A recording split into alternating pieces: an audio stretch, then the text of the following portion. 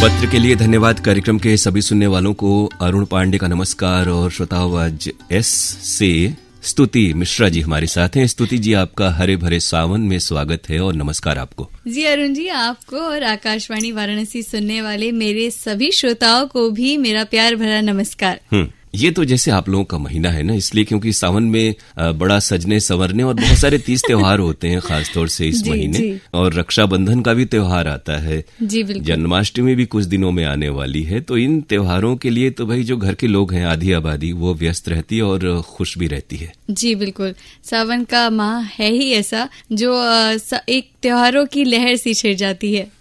तो चलिए अरुण जी, अब शुरू करते हैं आज के पत्रों को पढ़ने का सिलसिला।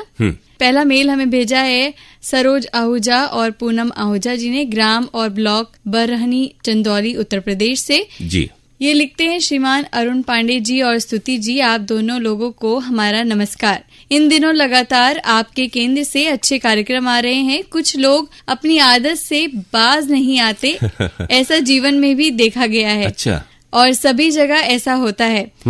वो आपके यहाँ भी है, इसलिए अब उसे हम लोग छोड़ने में ही उचित समझते हैं। हम भी वही सोच रहे हैं कि ये किस बारे में ये बात लिख रहे हैं। आगे इन्होंने लिखा है, सोचा था बाद में लिखूंगा, लेकिन कल 31 जुलाई को मोहम्मद रफी साहब के पुण्यतिथि पर आपके केंद्र से एक ही कलाकार कार्यक्रम जो प्रसारित हुआ, इसकी जितनी तारीफ करें कम है। तो इसमें कोई वैसे बाज आने वाली बात नहीं है, तो अच्छी बात है।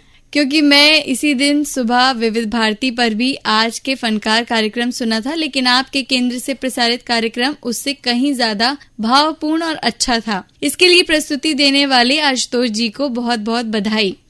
आदरणीय अरुण पांडे जी, अंजू जी, आशुतोष जी, सना जी, अनुपम जी, आप सभी लोग अपना काम बहुत ही अच्छा करते हैं, मेहनत से करते हैं और इसके लिए आप सभी को बहुत बहुत बधाई। यदि बाकी लोग भी इनसे थोड़ा थोड़ा सीखें तो वो भी अच्छा कर सकते हैं। पहले तो ये है कि आशुतोष जी का प्रोग्राम आपको पसंद आया, आपकी बधाई उन तक पहुंच रही है। और रही बात कि दरअसल इतने सारे प्रोग्राम हैं और 2-2 चैनल हैं और सुबह दोपहर शाम 3-3 सभाएं होती हैं और अलग अलग अंदाज हर किसी का होता है। तो हर प्रेजेंटर या आरजे जितने भी हैं वो प्रयास तो करते हैं कि कार्यक्रम आपको पसंद आए, फिर भी सभी का अंदाज अपना अपना है। और हमें लग रहा है कि एक दूसरे से हम लोग काफी कुछ धीरे धीरे सीख ही रहे हैं और आने वाले दिनों में आपको और बेहतर प्रोग्राम सुनने को मिलेंगे। जी बिल्कुल। आगे ये लिखते हैं, संस्कृति संवाद आपके यहाँ से शाम से शुरू हुआ है, 2 एपिसोड हमने सुना, बहुत सराहनीय है। शंकराचार्य जी के ऊपर केंद्रित ये कार्यक्रम नई पीढ़ी को उनसे जोड़ने में मदद करेगा। पिछले दिनों बनारसी बाबू द्वारा गुड मॉर्निंग बनारस में चूहा गली और हाथी गली के बाद लट्टू गली के विषय में भी दी गई जानकारी बहुत अच्छी लगी।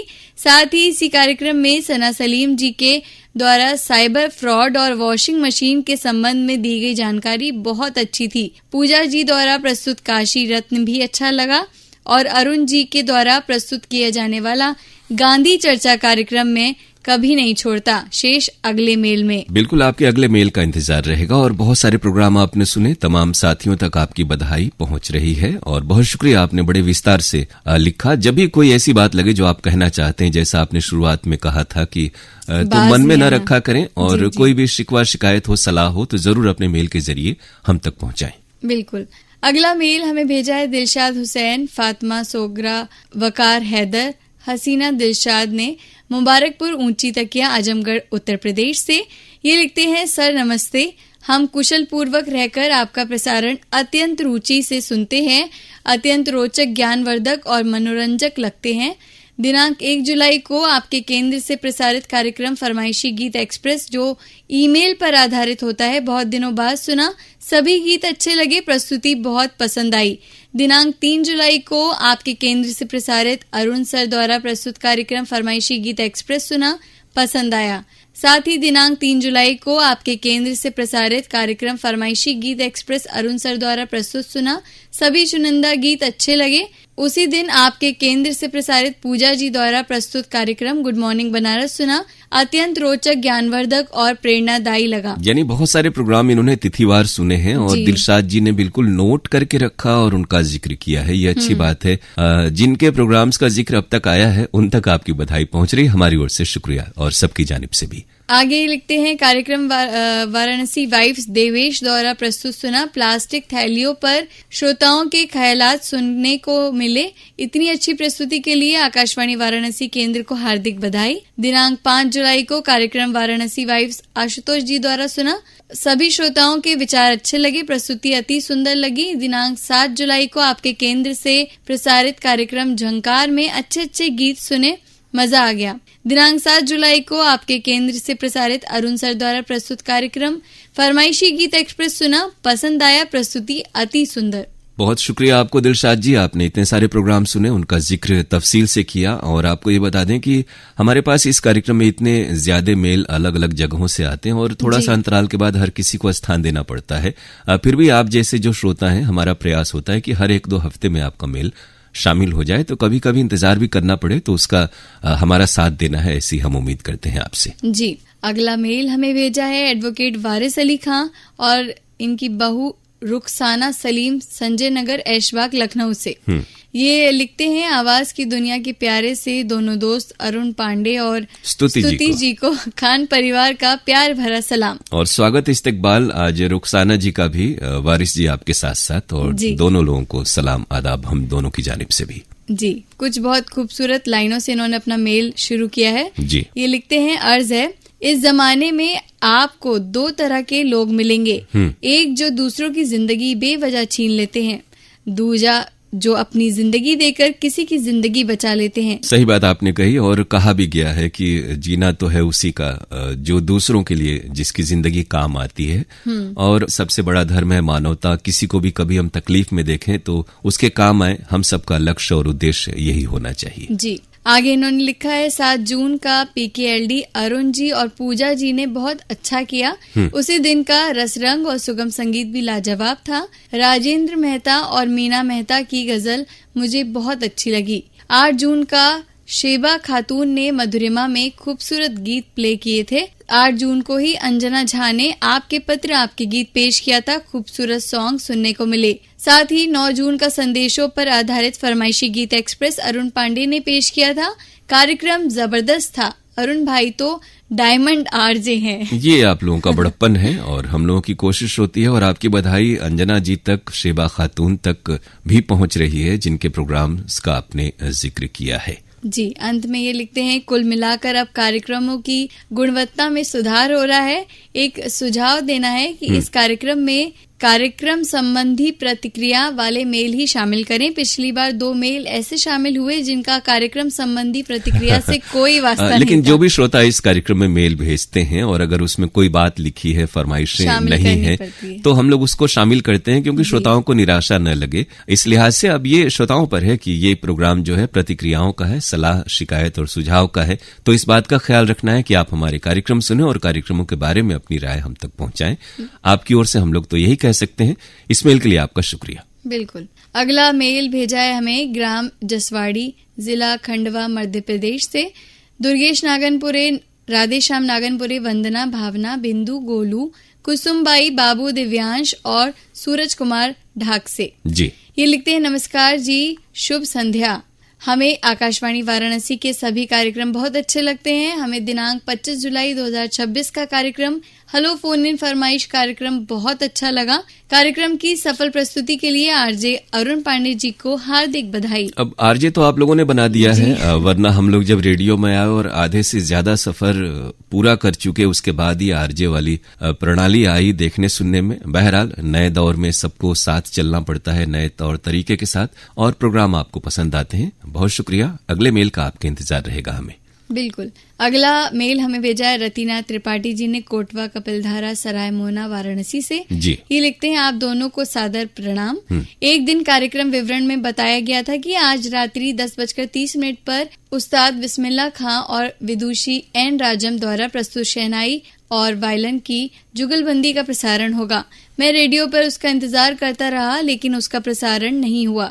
यदि इसकी रिकॉर्डिंग उपलब्ध हो तो कृपया इसे किसी दिन प्रातःकालीन कार्यक्रम में अवश्य प्रसारित करने का रिकॉर्डिंग की करें। जहां तक बात है तो इन दोनों ही कलाकारों की रिकॉर्डिंग 1986 की हमारे स्टूडियो की ही है हमारे पास। और सुबह और शाम वाली जो बात है तो उसमें रागों का ध्यान रखते हुए और अवधि का समय निर्धारण करना पड़ता है। कई राग हैं जो रात में प्रसारित होते हैं और कई राग हैं जो सुबह और कई दिन में। इस वजह से जो चंक होता है वो उसके हिसाब से तय होता है। और जिस दिन शेड्यूल था नहीं बजा है जी, उसके मुतालिक ये कहेंगे कई बार हमारे रिले वगैरह आ जाते हैं और कई विशेष प्रसारण आ जाते हैं। इस वजह से जो तय समय के प्रोग्राम होते हैं वो नहीं आते। और कभी जब संसद चला करती है तो उसकी कार्यवाही की भी रिकॉर्डिंग आपको रात में 10 से 11 बजे तक सुनवाई जाती है। इस वजह से भी उस दिन विशेष में आप शास्त्रीय संगीत नहीं सुन पाते हैं। तो इंतजार करें, आपकी बात हम लोग संगीत अनुभाग तक पहुंचा देंगे कि आपको उपलब्ध समय पर वो जुगलबंदी फिर से सुनने को मिल जाए। जी, आगे ये लिखते हैं, आज इतवार है, मैं नाटक मेहमान कैसे कैसे सुना।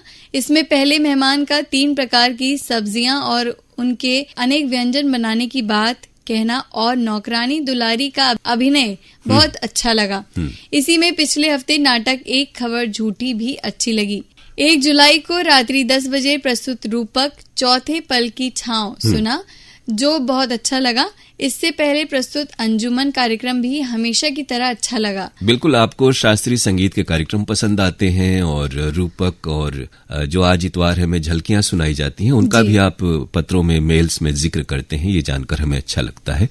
आगे क्या लिखते हैं? ये लिखते हैं, 6 जुलाई को प्रस्तुत मुशायरा भी अच्छा लगा। 6 जुलाई को ही गुड मॉर्निंग बनारस में सना द्वारा वाराणसी में शुरू होने जा रही गंडोला सेवा के बारे में दी गई जानकारी और बात जरूरत की में कागज में खाद्य पदार्थ पैक करने से होने वाले नुकसान के बारे में दी गई जानकारी बहुत लाभदायक रही। इसी कार्यक्रम में 8 जुलाई को सना द्वारा बात जरूरत की में जामुन के लाभों के बारे में दी गई जानकारी भी बहुत अच्छी लगी। तो इन प्रोग्राम्स के बारे में आपकी बधाई सना सलीम तक पहुंच रही है। और कागज पे पदार्थ और इससे पहले भी एक श्रोता ने पॉलीथीन बैग्स का जिक्र किया था। तो हमें भी हम लोग हमेशा कार्यक्रमों के जरिए और विभिन्न संचार माध्यमों के जरिए ये जागरूकता पैदा करने की कोशिश की जाती है और हम सबको उसमें योगदान करना चाहिए कि पॉलीथीन का प्रयोग कम से कम करें और प्राकृतिक जो माध्यम है वो स्टोरेज के, पैकिंग के, उनका प्रयोग किया जाए। बाजार जाते समय घर में कपड़े के बने बैग हम लेकर चलें तो बहुत एक बड़ी मदद हो सकती है पर्यावरण के संरक्षण में। जी बिल्कुल। आगे ये लिखते हैं, 5 जुलाई को एक ही फिल्म से कार्यक्रम में खट्टा मीठा फिल्म की जानकारी अच्छी लगी। 4 जुलाई को प्रस्तुत गीतांजलि भी सुना, वो भी अच्छा लगा। शास्त्रीय संगीत के कार्यक्रमों में 9 जुलाई को पंडित हरिप्रसाद चौरसिया जी का बांसुरी वादन, 2 जुलाई को संजीव अभ्यंकर जी का गायन, पंडित जसराज जी का गायन, विलायत खां का वादन और अमरनाथ मिश्रा जी का सितार वादन सुनने का अवसर मिला जो अत्यंत आनंददायक रहा। आपने पंडित जसराज और उस्ताद विलायत खां जैसे महान कलाकारों का जिक्र किया। शास्त्रीय संगीत हमारे देश की बड़ी समृद्ध परंपरा है और हमारा सौभाग्य है कि बहुत सारी रिकॉर्डिंग हमारे पास उपलब्ध है और वो समय समय पर इस कार्यक्रम के जरिए आप तक पहुंचती है। बिल्कुल। आगे ये लिखते हैं, 16 जुलाई को किशोरी आमोनकर जी का गायन और 13 जुलाई को रहमत अली का सरोद वादन सुनने का अवसर मिला। 13 जुलाई को कमला शंकर का वादन भी बहुत अच्छा लगा। 5 जुलाई को सुबह न्यूज ऑन एयर पर वाराणसी केंद्र का प्रसारण न होने के कारण कोई भी कार्यक्रम नहीं सुन पाया।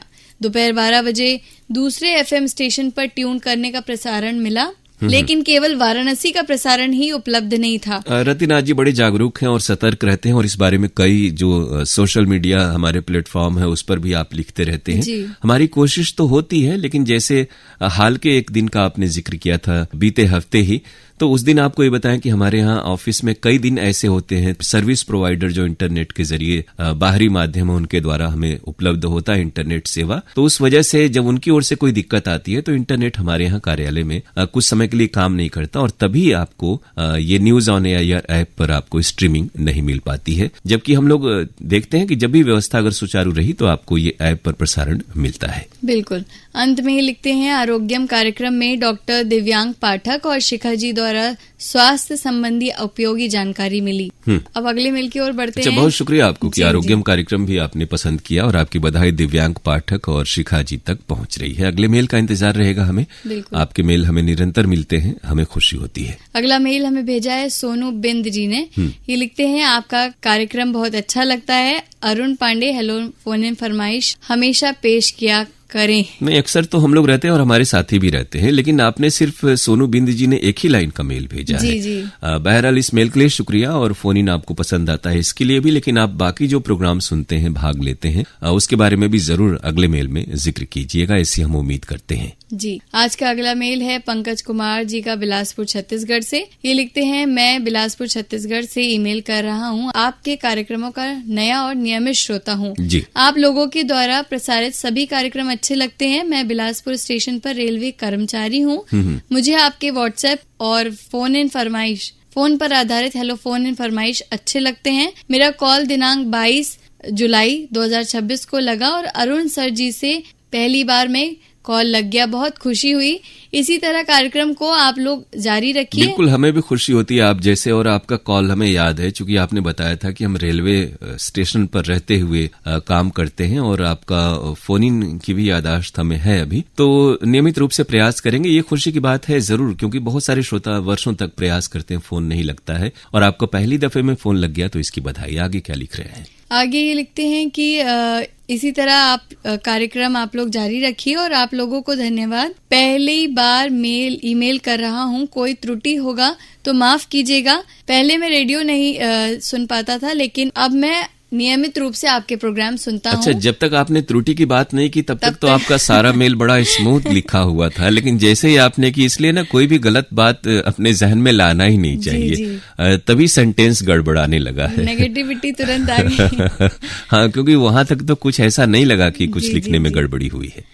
आप लोगों से गुजारिश है, आप लोग कोई फौजी भाइयों के लिए कार्यक्रम चालू कीजिए। जय हिंद, जय भारत। जी बिल्कुल, जय हिंद, जय भारत आपको भी। और ये कहें कि फौजी भाइयों के लिए हमारे यहाँ विविध भारती से जयमाला प्रोग्राम तो होता ही है, और पहले हम लोग अपने यहाँ से भी करते थे, जो सुबह में 10 बजे से, और समय समय पर प्रोग्राम, खासतौर से जब भी ऐसे कोई अवसर आते हैं राष्ट्रीय त्योहारों के या विशेष अवसरों के, तो जरूर हम लोग आपके लिए खास प्रोग्राम लेते हैं। आपकी सलाह हमने नोट कर ली है, और इसी तरह से प्रोग्राम सुनते रहिए, अपने मेल हम तक भेजते रहिए। जी, अगला मेल है नवलू वरक का, गांव मलपण, जिला उत्तर गोवा।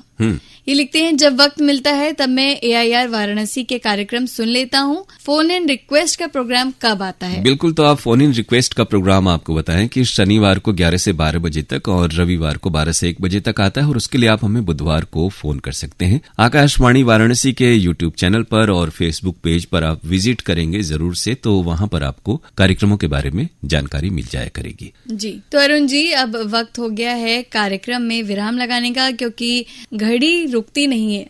तो श्रोताओं से कहें कि वो भी मेल भेजना न रोकें, मेल भेजते रहें, और जो मेल आईडी है वो आपको स्तुति जी बता रही हैं। हमारी मेल आईडी है pkldair@gmail.com। इसी मेल आईडी पर आपकी प्रतिक्रियाओं का हमें इंतजार रहेगा। अगले हफ्ते आपसे फिर मुलाकात होगी, तब तक के लिए अरुण पांडे और स्तुति मिश्रा को दीजिए अनुमति। नमस्कार।